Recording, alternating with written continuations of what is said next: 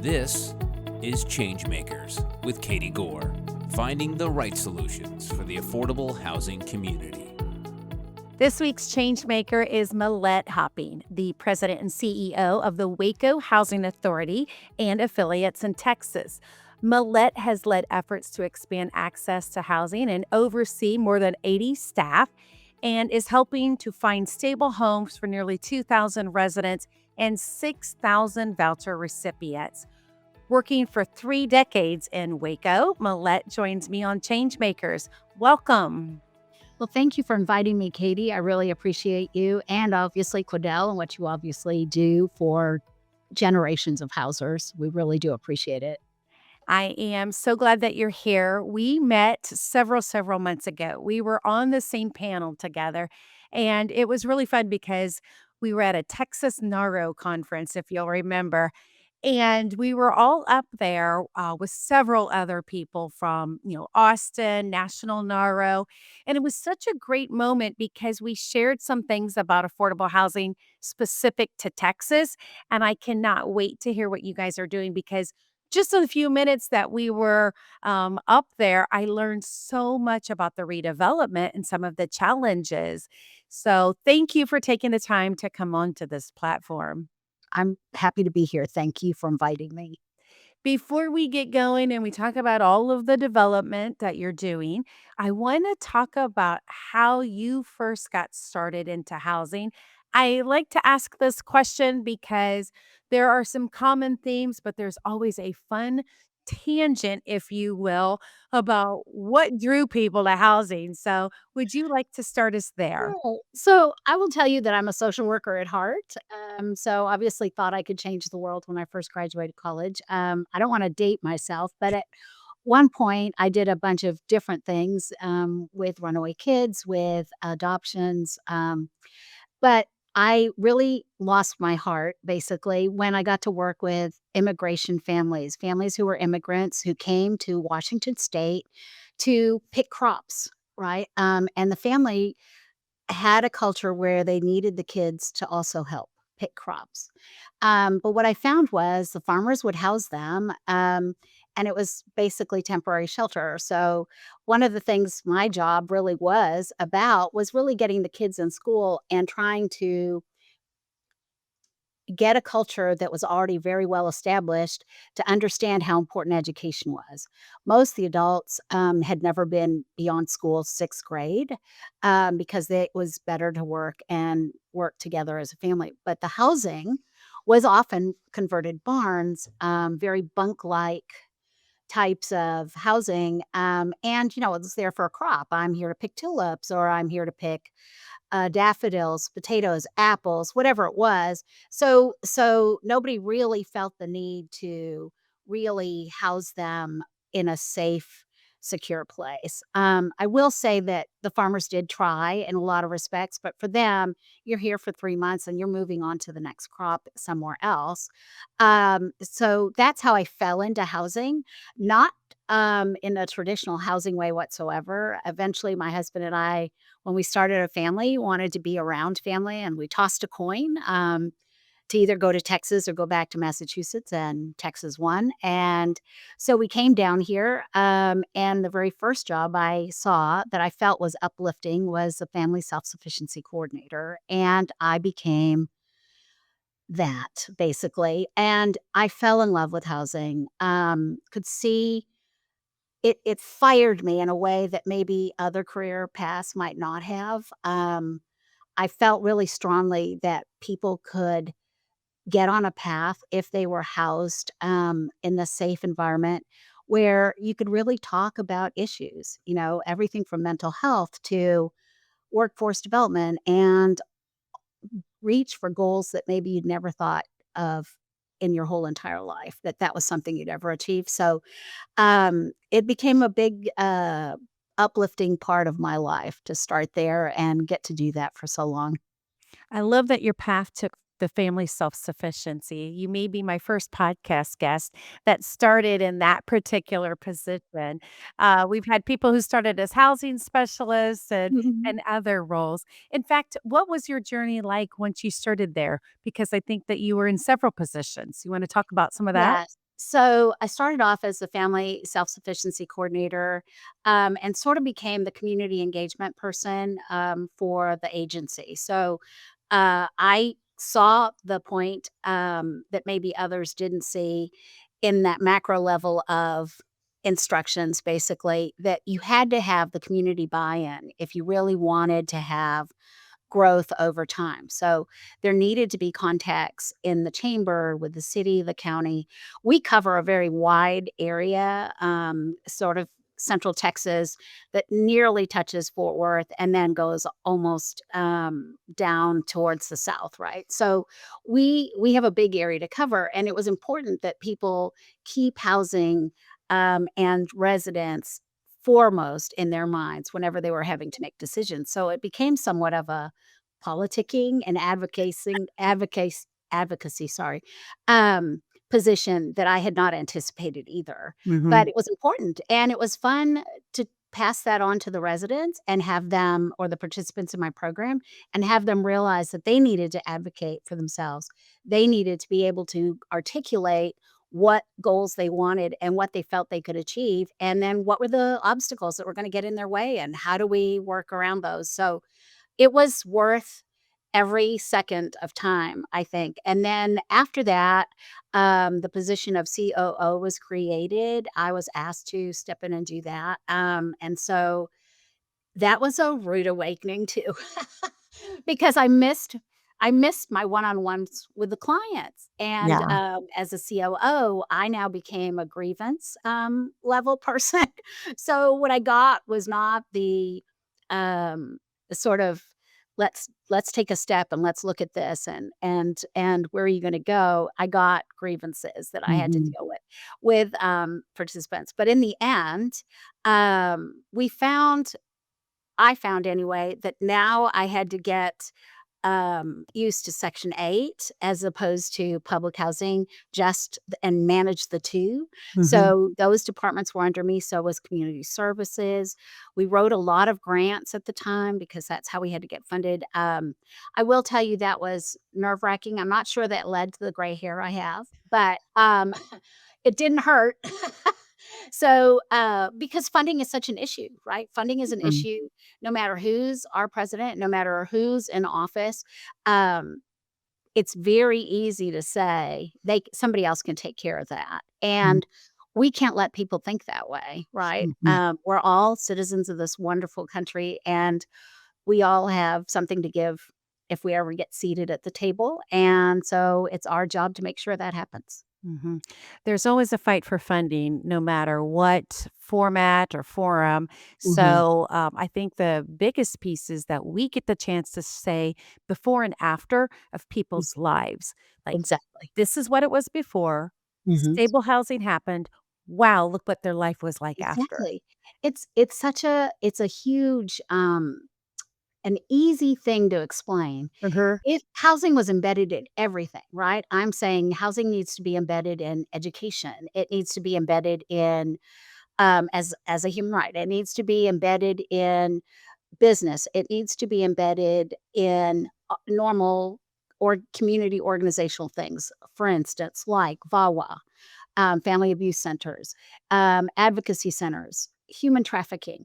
If there was a human need, it needs to be embedded, right? Homelessness would not exist if there was housing that was appropriate with wraparound services. Mhm. And so we become the change maker, actually.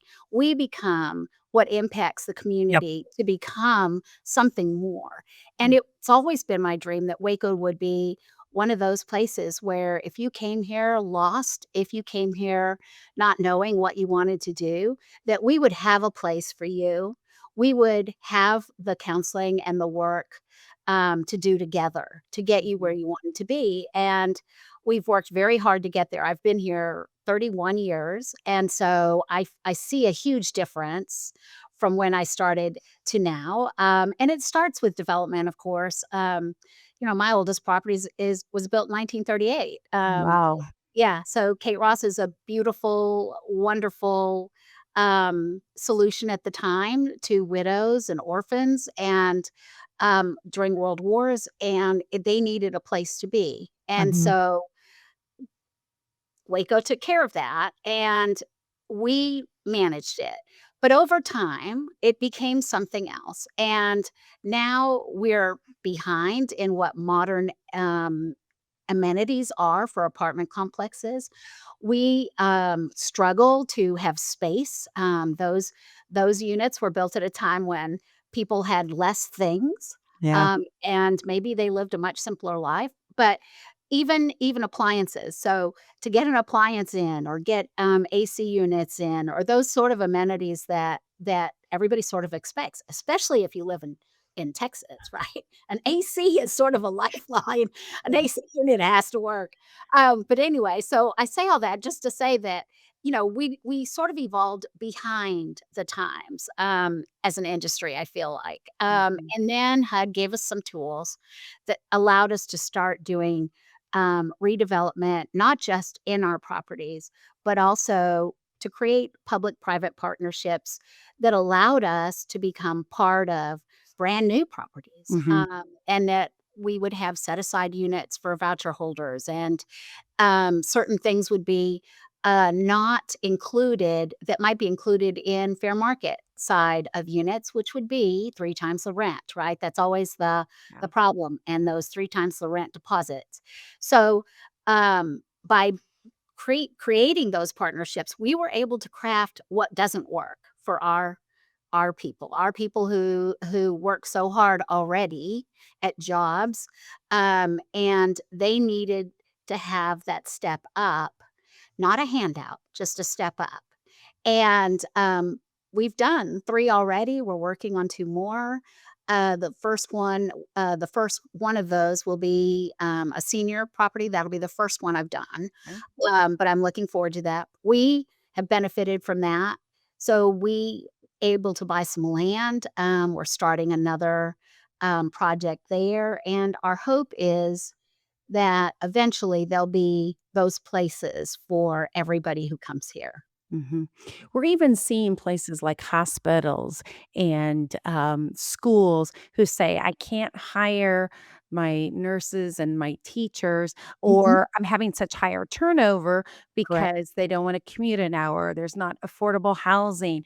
And so you see the change in policy from, widows and orphans of the war, who were Right, the ones who needed housing, to right. where now you have working people, which there are high numbers with working people who still need affordable housing, but it's also now impacting the labor market. It's impacting the ability to staff schools and hospitals, and so this need for affordable housing isn't going away. But now HUD has slowly given you guys tools to develop better. So, but I mean, we can talk about how it's like a decades too late, but but we're there now. It started, right?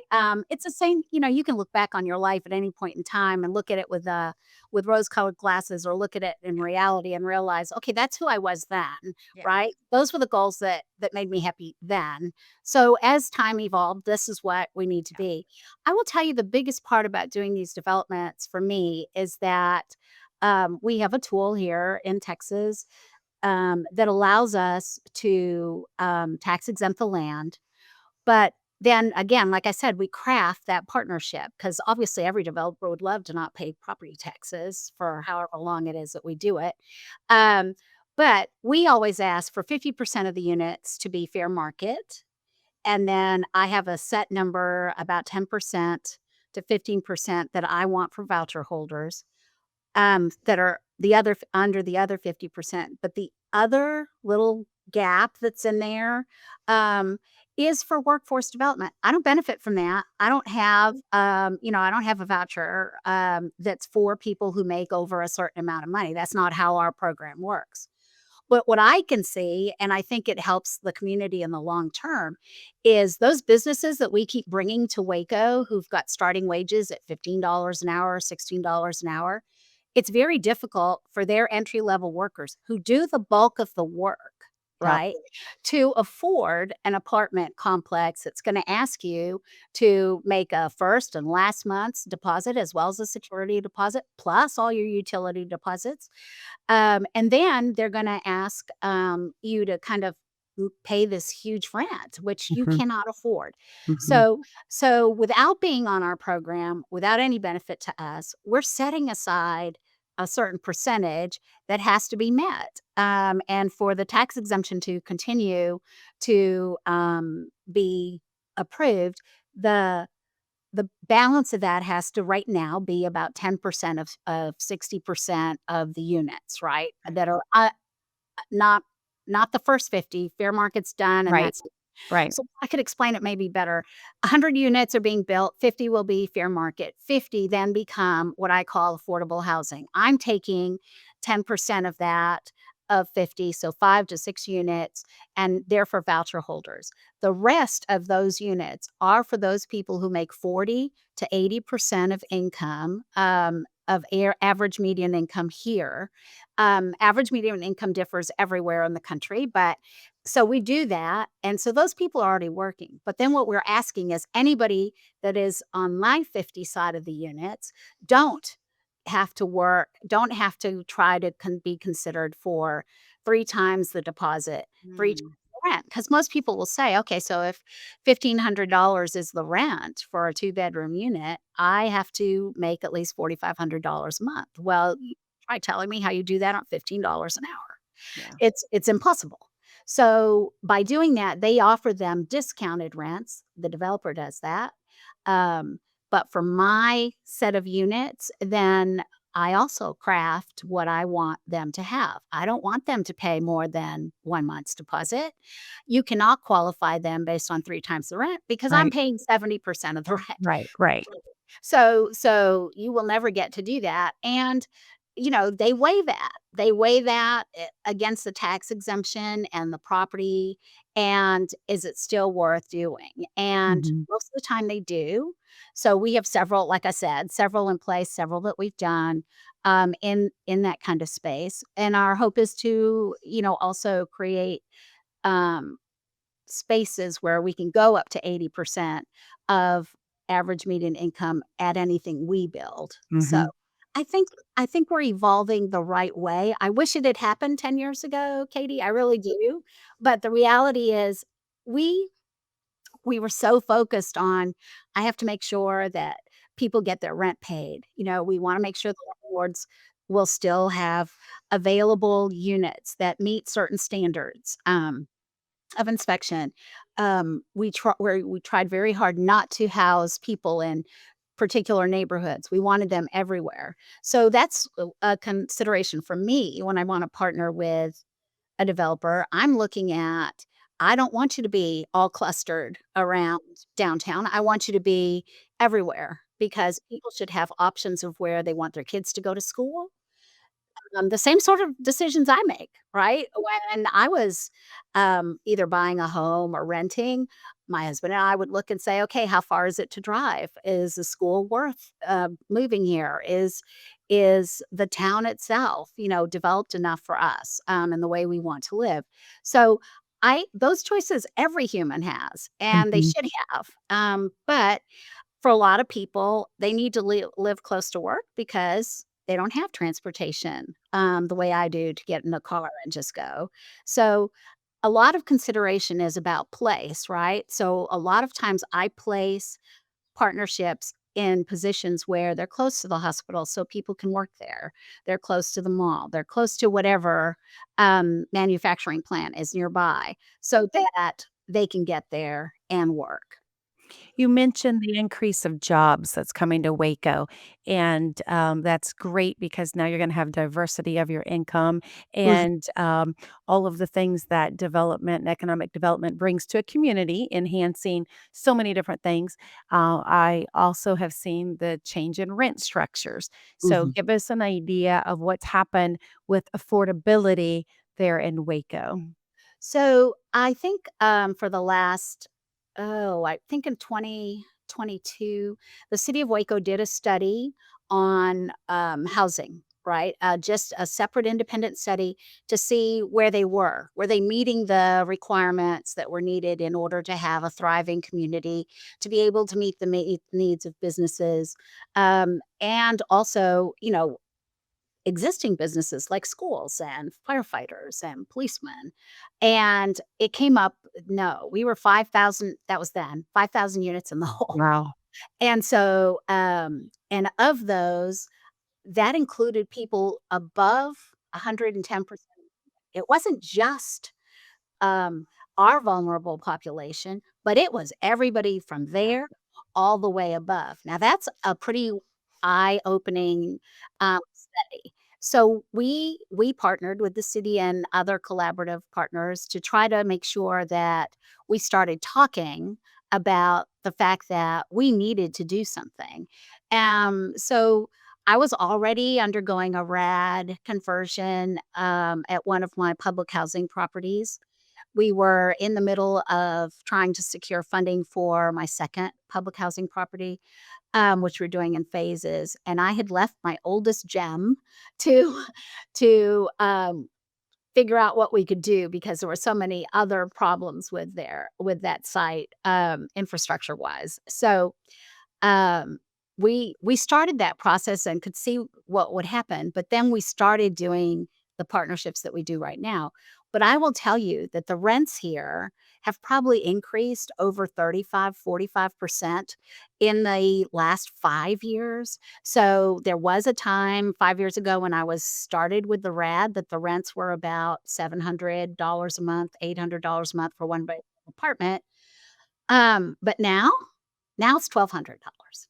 That's a one bedroom, and it just keeps climbing every year.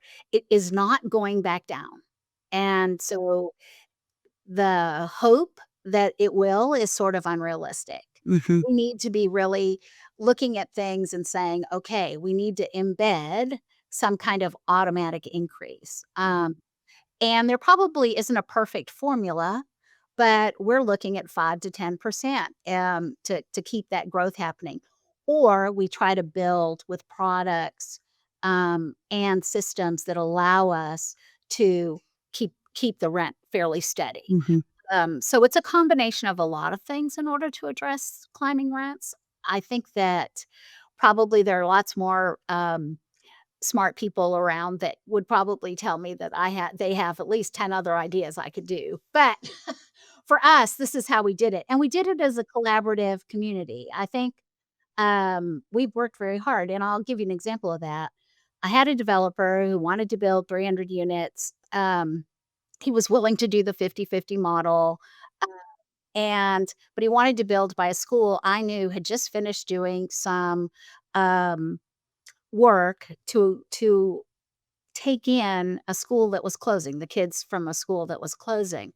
And so I called, and because of our relationships, talked to the superintendent, and her staff, and they said, "Yes, we can only absorb that." So, obviously, I'm not gonna build 300 units where you make the most money between 2 and 3 bedrooms, um, which means there's children right next to a school that Right. doesn't have that capacity.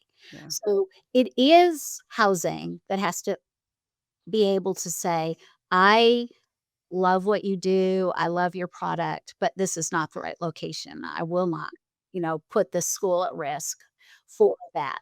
Because we all need to work together to live together happily if we want to continue to thrive. So, it goes back to that whole embedding housing in everything. Yeah. Everything has to have housing. When the tension of affordability used to, back in the day, be, a problem of Dallas and Houston, and Austin, but Yeah, now you're seeing cities, all across the nation, not just Waco, that are now confronted with the new affordability challenges. There may have been not as much supply, but you could still find some affordability. But now what I'm hearing you say, and I'm seeing this across the nation, is that cities are like, we're almost double what it was in rent. right. So not only are we lacking in the supply, but now we have the affordability pinch that wasn't necessarily there 5 and 10 years ago. And so what you're doing is developing and increasing that supply, but making sure that it's developed in such a right location. Right. It is, and I think I don't know that that's the exact formula for all solutions, but to be honest with you, I think that we have to be realistic about where you are and what is needed in your particular community. So I have noticed that our seniors don't really have the most up to date kind of amenities to live in. Bars everywhere.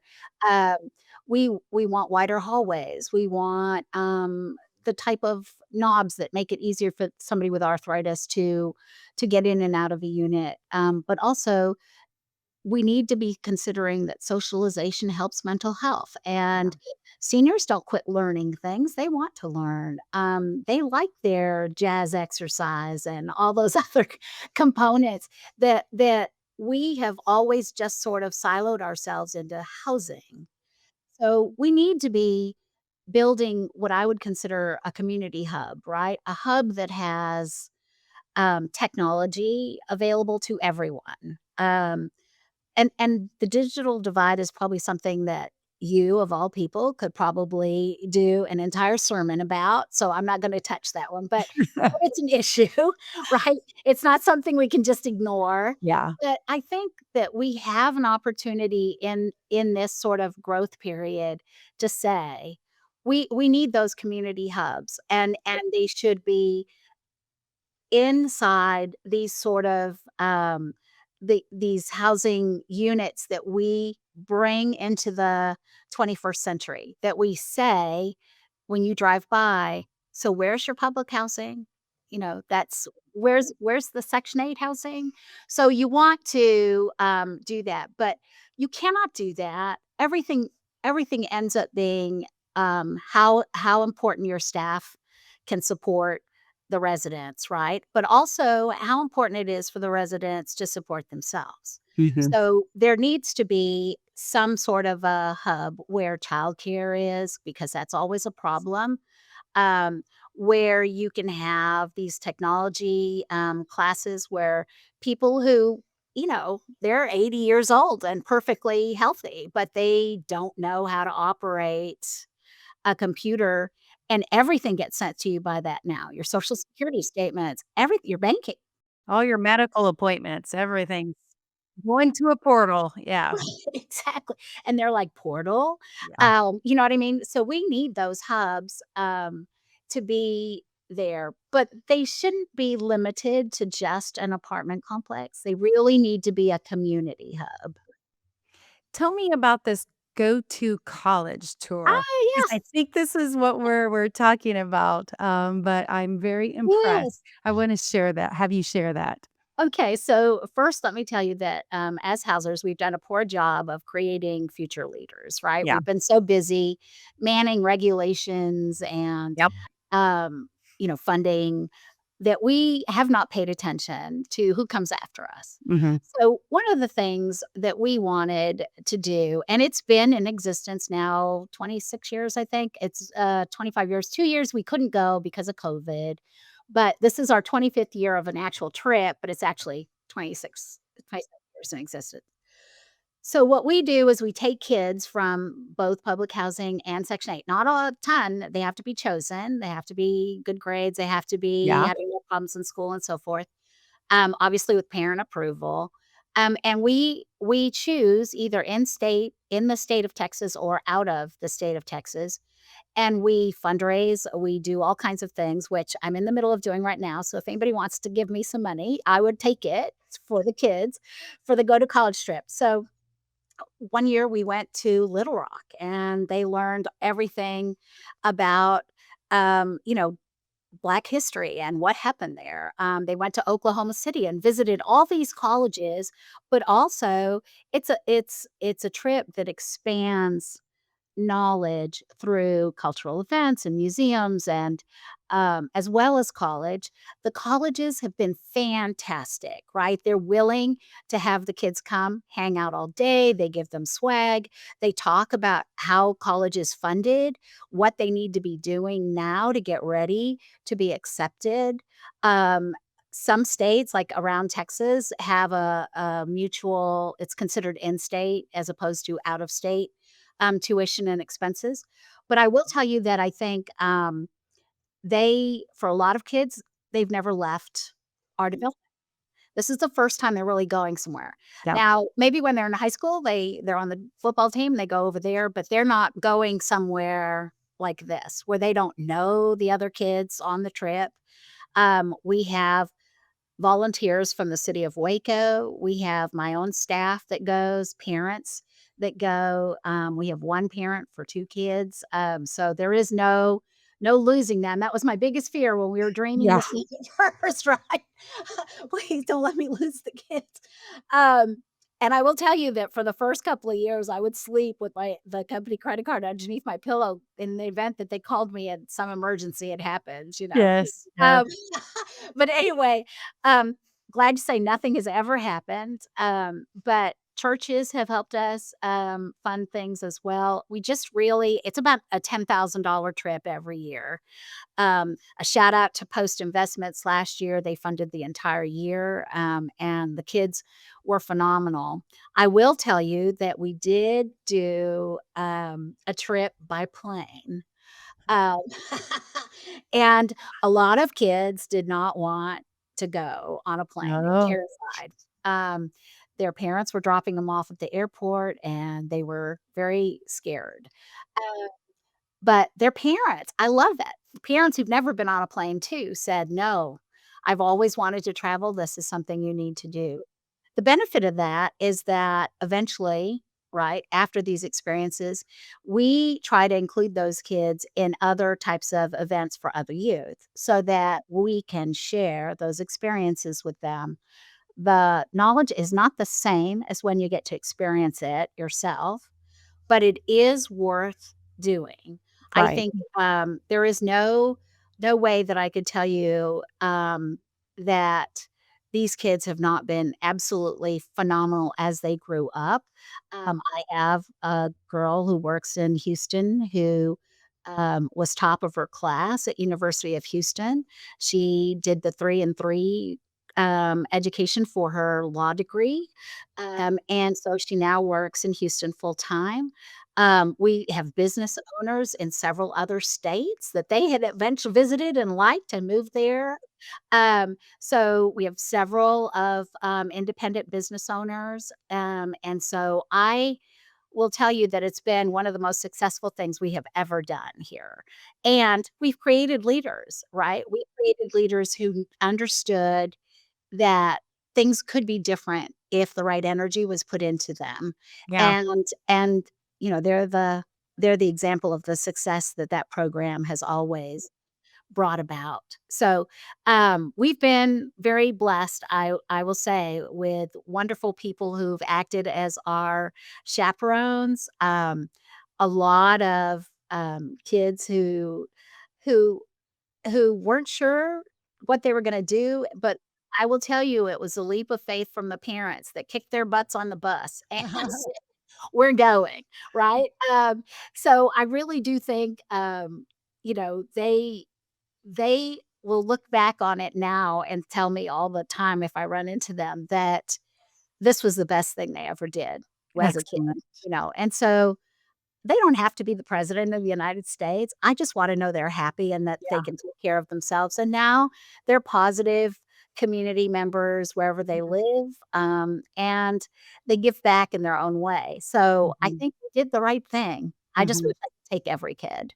You definitely did the right thing, and I think what you're explaining is that the kids are getting, clarity of mind when they go out of their comfort, and they're Exactly. also challenging their assumptions about staying put, Mhm. and you can't do that, just down on your same old street, and so Right. you have if you've never ventured out, then you don't see what opportunities are, and I think that's there's only so much as school classrooms can do about Right. talking about life, but then you're providing a forum by which they can go out and see, experience, feel, vision, brainstorm, maybe even dream about options for them, and that is crucial when we talk about the person's life before and after. Um, when you're just struggling to pay the bills Right. and just trying to get basic needs of education and housing met, you don't think about, hey, there's a whole nother realm of opportunities that don't have to be excluded for me. And I think you're providing a great forum by which it reminds them that there are some options on the table. We have some amazing numbers. I don't know them off the top of my head, so I'm sorry for that. I should have prepared for that. Um, but I do know that when we've had discussions with kids, there's a business owner who now runs his own home health organization in in another state, and his comments were that you could never get from somebody standing behind the podium, no matter how famous, no matter how wonderful they are, what they got when they got to go to those schools. Mhm. And they met people who looked like them, who understood the music they liked and all those kinds of things, so they connected easily, and then they gave them so much knowledge. They told them, "Look, this is what the form looks like. This is what you're gonna apply for." Um, and while nothing against schools, I think there's a lot about life learning you can't do in a school. Right. Other than I really did benefit from my typing class, back in the day, and I did benefit from Right? the personal finance class because I Yeah, yeah. can budget my checking account, although I'm always off by a couple of cents.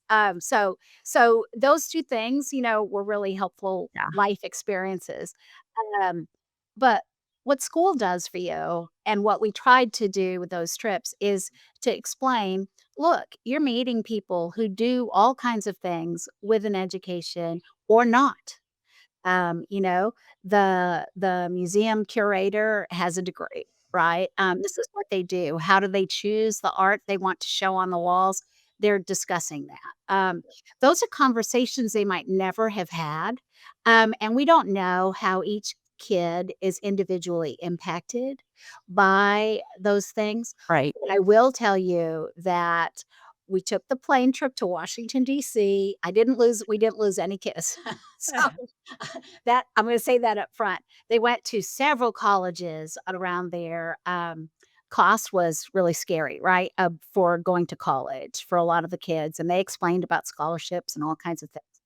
But one of the nicest things was that Senator Cornyn from Texas had come to the steps of the Lincoln Memorial and talked to the kids about how Congress works, how how they are represented, that they do have a voice when they vote.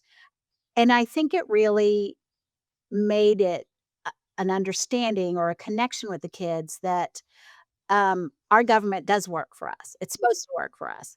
And I know there were several at the time who wanted to be politicians. I'm not sure that as they age, they still want to do that. I'm not going to discourage them. But anyway, I do think that he did that just before they took the tour of, the Congress and how people vote and whatever. And one of the commentaries from one of the kids was, "Why aren't there more people in their seats?" Like, that was Yeah. you know what? That's a good question. I don't have an answer for Great question. Yeah. but I really did appreciate that, first the senator came. We invited everybody, but he's the one who came. And then all the people that helped us, all those colleges from Florida to Washington, DC, and all the way over to, Oklahoma and Arkansas. Um, our kids have learned so much from those trips. I don't know anything I could probably say that would ever be able to put that into, um, the richness that it added to their Mhm. lives. It's Yeah. and so, but what I did see from it was those kids who've participated over all these years have done something with their lives. They're independent business owners. They've gone into military service. Some kids are not ready for don't believe in college, right? They wanna go right to work, but they chose paths based on Yeah. something they had learned, from those trips. And and really, that's how my community will be richer in the long run. So if I could replicate it, 2 or 3 times a year, I would. I just can't. Funding is always questionable. So, but we do believe in our youth. We cannot ignore them. When we think about leadership, we should be creating community leaders every time we turn around. I agree. I'm hoping that our listeners here are saying, doing an introspective and saying, well, wait, we don't have anything like that. And so hopefully they can replicate hearing what you've done and the results that you're creating. So, which leads me to my next point. You won NARO's Outstanding Professional of the Year. Uh, Yes. we we can all see why now. Um, Tell us what that meant for you or how that came about. So, apparently I was nominated. I would never have nominated myself for anything. However, I was so floored when I was told I had won that because I didn't understand how it came about. Very thankful to be recognized. I guess up until then, I always thought the work was, Mm, the recognition, right? yeah. The housed people, the lower numbers of homeless people or whatever was my recognition. Until then, I didn't realize how much I really appreciated it, that somebody saw what we were doing, what I was doing. But never once have I ever felt like it was something I did by myself. I have an incredible team here at Waco Housing Authority. But I was lucky enough to be elected Southwest NARO president, and I I think housers are just special people, who think beyond a square box, right? Mhm. And because that's how I am, I think we connected in a way I hadn't anticipated. Their support also was very crucial to me getting that award, but also even in my community. I didn't realize how many people had really, uh, been watching, so to speak, but I will tell you that it was not something I was anticipating and would have never, um, worked just to be recognized. But I was so pleased, and we had done so many amazing things, not just here, but as a group with Southwest Naro that I really felt I was getting recognized because we had promoted things, we had worked outside of the box, and we really felt strong in our belief that we can change the world. I mean, we could change it one community at a time. One community at a time, and I wanna brag on 2 of your projects that I read about while I was preparing for this, which are examples of exactly what you're mentioning when you say thinking outside the box, and, I wanna touch on Shady Acres Cottage and Lovely Village. Uh, Yes. will you share exactly what those are? Because I think those both of when I was reading about those, I was like, "Okay, this is an example of doing housing differently." And what you're accomplishing is so different. So, can you share both of those, examples for us? Let me start with Shady Acres. Shady Acres is a development, that we are creating in a public-private partnership with a developer using tax credit funds. We are building together. They're going to use our tax exemption, which we're glad to hand out. That same sort of system of the 50-50 I was talking about. Elderly obviously are not, some are, but not everybody is working. So that 40 to 80% um, are still going to be getting the discounted rent because people, when they retire, sometimes have some income coming in. It's just not gonna be enough to be able to afford, what present, costs are. But what we wanted was a location where seniors could be outdoors, that they could have a small putting green, that they could have pets, a place to park their cars, and also a place that had that hub I was talking about so that they could have chair aerobics and they could have other types of activities, crafts and art. But one of the best things about the location is it's across from Fuzzy Friends, which is a no-kill shelter. And they are ecstatic about having this partnership with us because we know that pets make a big difference to seniors. And even if the seniors don't want to keep them, they want to be able to walk the dogs around and have the seniors volunteer to help, all those kinds of things. And who knows what that will lead to. But Shady Acres is going to be our first senior partnership. We have not done a senior partnership before.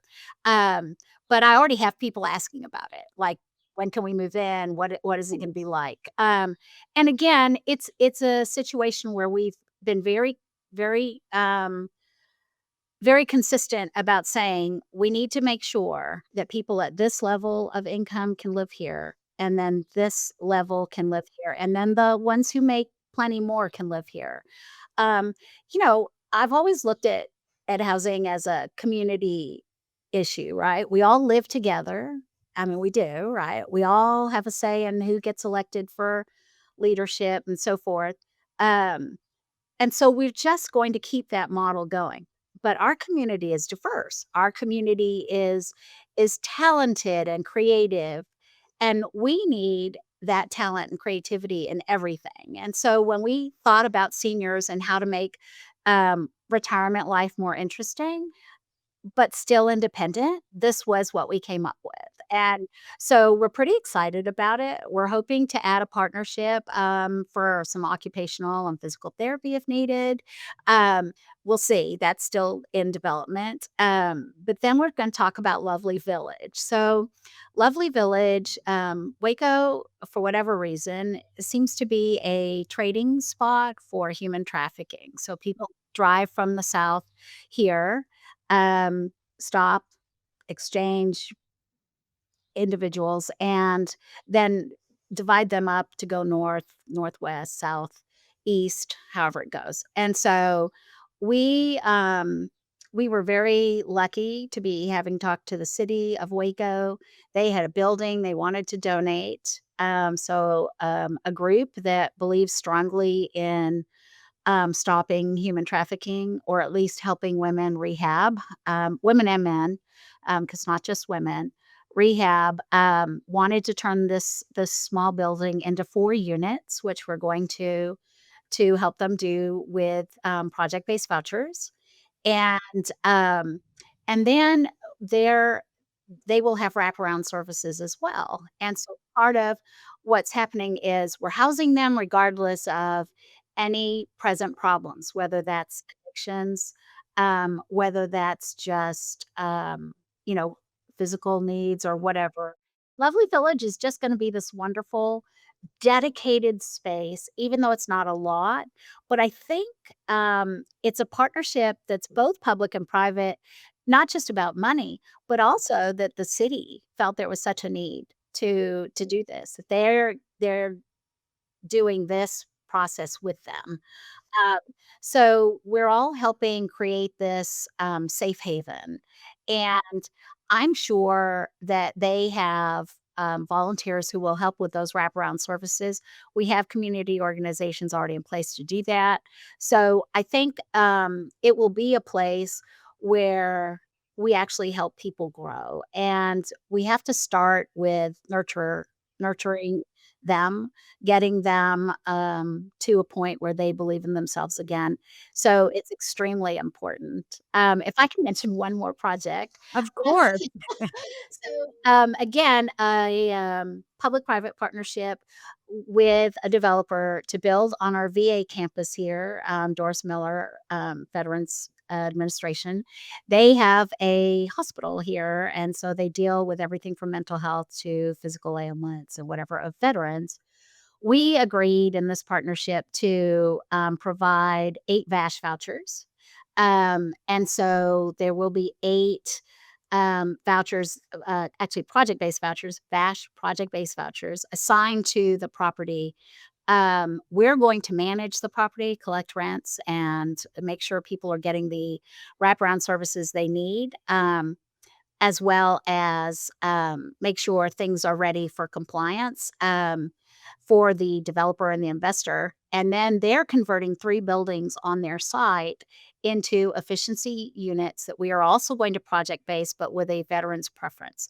So we get to go inspect the first VASH voucher units here next week. I think it's the 12th through the 15th that we'll pick a date to go and inspect so we can start moving some veterans in. The buildings that they're converting have a lot of asbestos and other things that had to be gutted pretty much. So that may take a little bit longer, but there'll be 34 units that we're gonna be especially proud to have participated in and taking on a role that, we wouldn't have normally done, like an outside manager of something, unless I owned it. We really didn't want to do that, but it was the only way to keep the costs down so it could happen, and so, it's the way it worked. So, we felt the project was worth, going for, and it's important, I think, that again, what I said before about embedding housing in everything. So those 34 veterans will get to live on the campus, be able to walk to their therapy appointments, to their physical therapy or occupational therapy appointments on a regular basis. They'll have assistance from VA social workers, but also Mhm. they will also be able to use our transportation, our events, join our FSS programs. And I think they'll be in a place where they can also become healthier and enjoy life a little bit more since the service to their country cannot be yeah, replicated. I mean, they've done things for us that nobody wants to think about. So it's been really good. Mhm. And for them to be able to have stable housing, um, to be able to be part of that next phase of life for them. So these are excellent examples of what you guys are not just doing. You're not just providing a voucher, you're not just in the regulations, but you are actually building community, you're building stability. So we appreciate you sharing all of these things. I think in closing, I wanna ask you one last question here, but feel free to share anything else. But, if you could tell your team, 1 or 2 things that says, we're in the mix of building, we're in the mix of, having to fight for funds, or, we're in the mix of all of these current day challenges. If you could tell your team 1 or 2 things though, what where would you focus them, and how would you, I encourage them, for lack of a word? Sure. So two things. I would encourage them to not be comfortable in their singular positions. I mean, it's important to know your job, but we have to think out of the box, and I wanna give them avenues to do that. Morrow has a leadership academy they just started. We have one person already attending. So this year, what we did was we asked staff who were interested in becoming future leaders of our agency to fill out an application, and we would nominate one of them, once chosen, to be the ones to attend because it costs money, and they're required to attend at least two um, i- real site national conferences. And the rest they do on computers and with each other on a regular basis. But so we've had applicants come in. We're in the middle of choosing. And so I would want the ones who want more in their lives. They want to push themselves a little bit further to do it and understand this is a safe place to make mistakes. So that's the first thing. The second thing I would tell them is that we need to think in terms of future housing. So it's easy to think 5 years, that's a strategic plan sort of model, but we need to be thinking in terms of 10 and 20 years. For me, at some point I'll be retired, but it would be important that we start thinking about the most environmentally healthy kind of building that we could do that would also have some added benefit to the residents. So I'm thinking utilities, so solar panels, water systems that are, um, you know, recyclable and healthy. Just a lot of other types of building. Maybe, the future looks like it's maybe smaller housing, um, not as big, as we've been all grown up to believe in the Right. McMansions, you know? Mm. But I think that if you give staff the opportunity to work outside of Mhm. regulation, because it's so black and white, right? Our entire industry is so black and white. Um, and they're gonna have to learn to advocate. It as time has gone on for me personally, I have realized that advocacy is probably one of the biggest skills we all need to have. We need to be able to articulate our needs to people who make decisions about our funding. We also need to be able to articulate in exact numbers how that implements or how that affects people. Mhm. People, for the people who represent us in Congress. But I will tell you that, we have very much wanted, staff to buy into lots of those things, and it's new. Um, I remember being referred to as the chaos queen because we're in the middle of going paperless. Ugh, We're we're in the middle of learning all these yeah. new ways to do things from RAD to private development, and everything in between. But I think that they can come to the table with their particular knowledge and feel free to share it. And so I think we need to look at the fact that you have to pass that on. It's not just knowledge, right? Because rules change so much, you might need to get retrained every other year, and that goes for the computers too. But they need to know, A, they can do it, and I believe every one of my staff could do it if they could get past their fear. So, even if you're afraid, do it anyway. Take the leap of faith and go forward. Mhm. Excellent words. I mean, we're as an industry talking about tiny homes and ADUs and hotel conversions and corporate office conversions.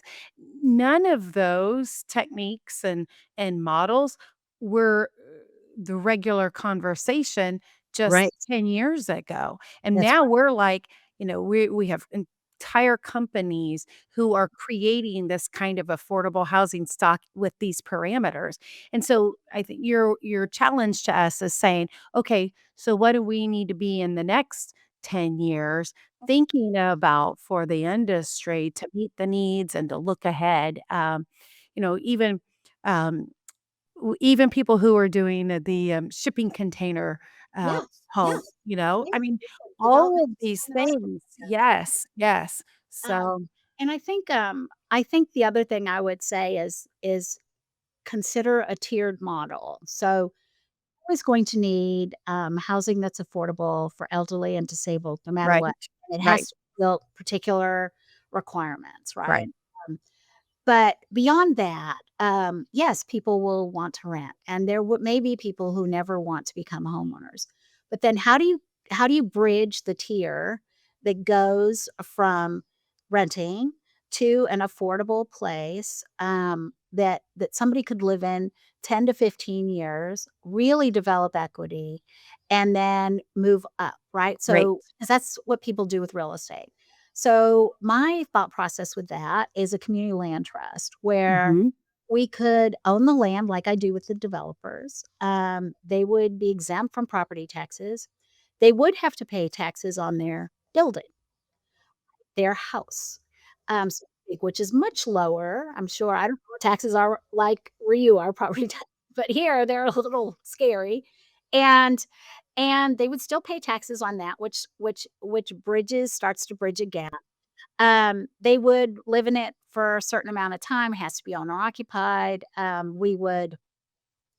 We would then at the point of the sale ask, or require 2% or 3% back of the sale to reinvest in the property. But then they would take that equity and go somewhere else because now Mhm. the housing goes up. And Yeah. so something that is smaller and starts off as a two-bedroom, three-bedroom, doesn't have to be a Mac mansion. It has to be considerate of how close you are to schools, how close you are to work, how close, you are to your family. Um, so we need to do all those things to promote, um, a a bridge that goes from renting to this sort of a model so that there's a gap, right? There's a huge gap between renting and just buying a house, even with special programs from the city, who's helped many people with, homeownership through closing costs and down payment assistance. And then, of course, our community housing development groups like NeighborWorks, Habitat, Grassroots, um, who buy houses that are owned by the city now and rent them, build new, and so sell them. But I think that in the end, we still have that gap, and we need to be able to function, level.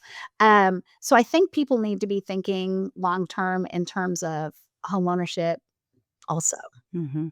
I just had Kevin Campbell from the Raleigh area, land trust on a podcast just a couple weeks ago, and he talked about incorporating, this whole land bank, land trust concept into housing development as opposed to, it being sort of like the people over there are doing this over there. So, yeah, very timely. It is. It's the only way I think that we can, bring everyone up when they're ready, right? We have to have the housing. So instead of being waiting until we need it and then people going, "Oh, I can move to another city. I can move somewhere else with my company now that I'm working, right? I can move somewhere else." We want them to stay here. We want them to continue to impact our community. We need to be thinking in terms of what the gaps are gonna be like in the future, and I think that's a big one. I think, like-minded people you'll meet all over the place probably all have some way of looking at it. But I agree. I think land trusts are important. I think land banks are important, um, and it also signifies a complete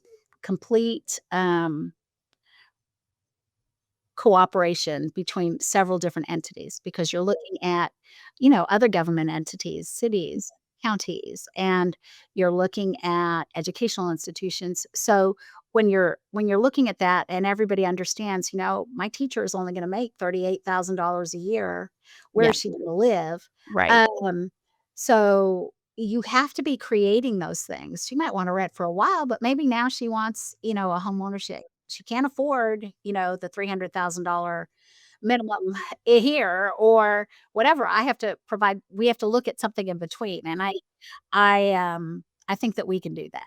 Mhm.